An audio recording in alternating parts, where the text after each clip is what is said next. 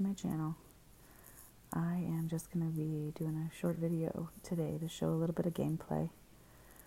I was looking on YouTube and I don't really see any options out there to see what really happens in the game. So I have unlocked all of Season 1 and Season 2. So periodically I'll go through and battle out for you so you can see how it all looks. So typically for farming, which is playing the lower levels, just to level up and get items. Like if you look, I can't build my fast heroes anymore. I've run out of shirts. So when I go to shirts, it tells me where I can find it. Season 1, Province 7, or Season 2, Province 4. So what I do, typically, because I know I can win and walk away, so I will go into the last one, pick all hitters. Everybody here is either hits everybody or hits at least 3 and lowers defenses, so the game goes pretty quick. I'll show you. So typically I hit fight, I go up to the top there and hit autoplay, and I walk away. Or if I'm at work, I can hit autoplay and it's just playing in my desk drawer, using up my flags, gaining recruits and different things I can use to level my team. Typically it does take less than a minute, depending on the board, of course. So you can actually do quite a bit of them while you're waiting for somebody. You just kind of hit it, put it back in your pocket, and no one knows you're playing your game. It's one of the best features. All right, and about to be over. One more hit there, I think. All right. So I was victorious, thank goodness. Got one backpack, no shirts. Use these leather strips to make my mana potions. And I got one hero. Storage is full. I know my food is full because I can't make enough heroes. One thing I do when my food is full is I will go in and try to craft something that uses a lot of ham or food. Time Stop uses iron. There we go, iron. And then this one, oh, I still need a couple of those, so I'll go up here. Now if I still do that and I still don't have enough food, then I go over and try to make some people. Oh, yeah, I didn't get any shirts. Go in here, use the backpacks. Then typically I'll go in here and use at least 5 of those. I don't do too many because it does use 5 recruits versus the 2. All right. And then if you look here too, I have this legendary building too. I've always have a legendary building. Sometimes they're 5 stars. All right. So we looked at the autoplay. I do have a Titan Flask. I can use that. Typically when I log in, I'll try to clean up my ham, collect my heroes, burn a couple flags, so that it starts regenerating and I can keep moving on my leveling up. And then I'll go in and fight the Titan.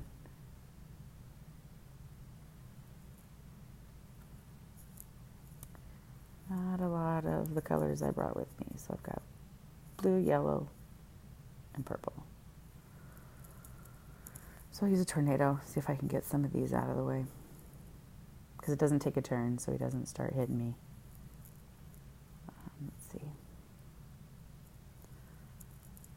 If you always hit him in that spot, he can't hit you back for a minute when you stun him. So I typically go through and just try to stun him most of the time. You hit him the hardest when you hit right there too. I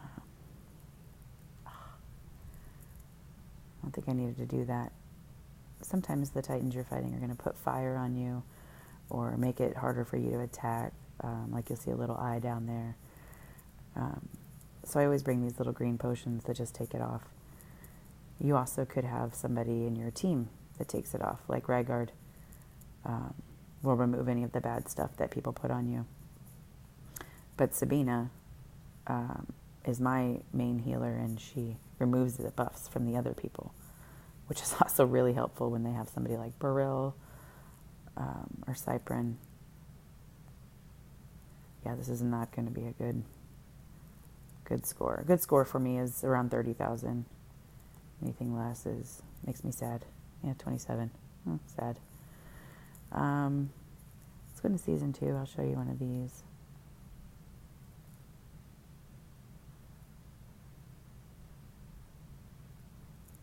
Now this one, pretty sure I can take it without a healer, especially since I have a health potion, but we'll try.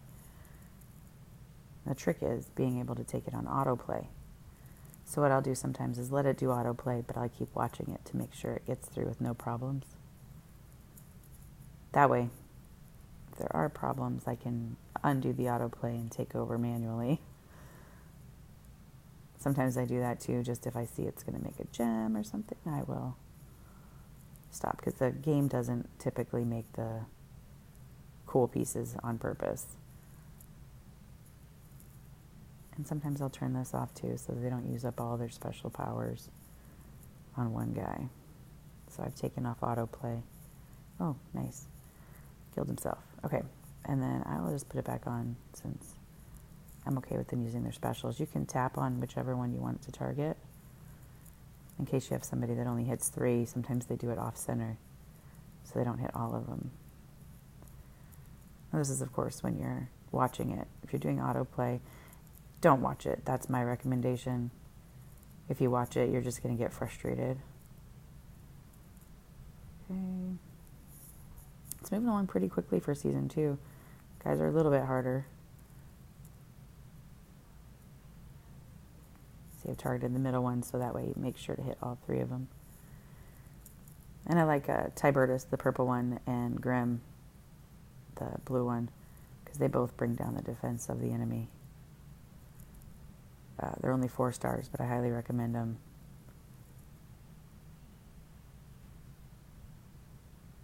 You know, you're always going to need to keep your 3 stars and 4 stars for tournaments. Sometimes don't allow you to bring anything higher than a 3-star. Or it's just allowing 4 stars. Or just 5 stars. So it really is important to have a lot of different teams. You know, you need 6 teams for the war. But my husband and I have decided that you need closer to 10 for the tournaments, the wars. A lot of times we do color stacking, like you saw me do in the raid with the 3 greens and 2 yellows. So if you only have 6 teams, 1 of each color, you're going to have a hard time color stacking. You'll run out of yellows real quick or